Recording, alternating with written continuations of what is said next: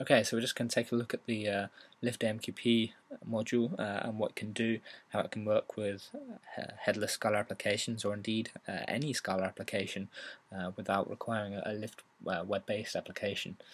So I've got a few windows open here. The very top window is where I'm going to put my my RabbitMQ broker. So if I just do a sudo hu RabbitMQ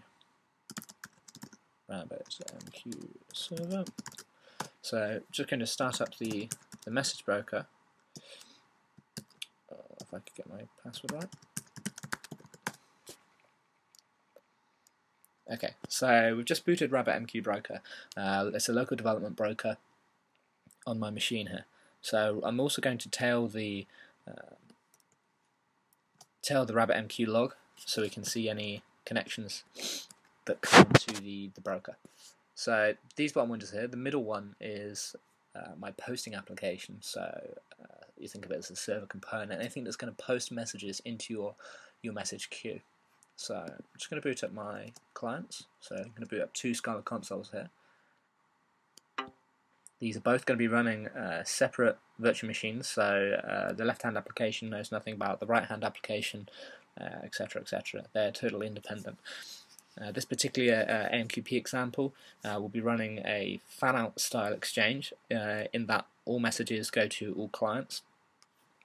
So we've got our interpreters, they've just come up. So what I'm going to do is I'm going to create a new one. Okay, so this particular class, Basic String Listener, is a basic AMQP, Lift AMQP client.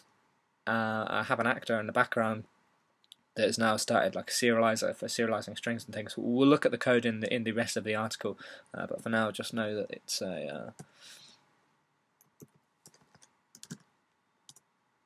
Okay, so we've got two clients now running. You see, as soon as I enabled them, I've got two connections here with the RabbitMQ broker. Now I'm just going to start my posting application.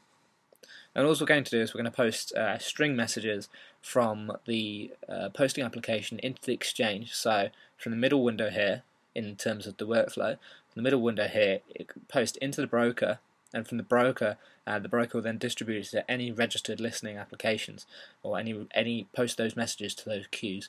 It just so happens that these two applications are running separate queues. So we have an object called basic string sender. Okay, we've just seen that we've got another persistent connection now from our string sender. So the string sender is now live, it's instantiated. So and I have a method on my object called salute. So all that does is it just sends a hello world style message into the exchange. You can see that as I post messages into the exchange, the two bottom applications on the left hand and right hand receive the string messages. You can see we're literally just dumping the received object, which is of AMQP message with the value hey there, and so on and so on. It didn't necessarily have to be strings. We could have used any kind of object, provided you subclass the right dispatchers and you write the appropriate code. We'll cover that shortly in the blog. But hopefully this will give you a good overview of exactly what you can do with AMQP, certainly scratch the surface of with the existing infrastructure for messaging within Lift. Thanks for watching.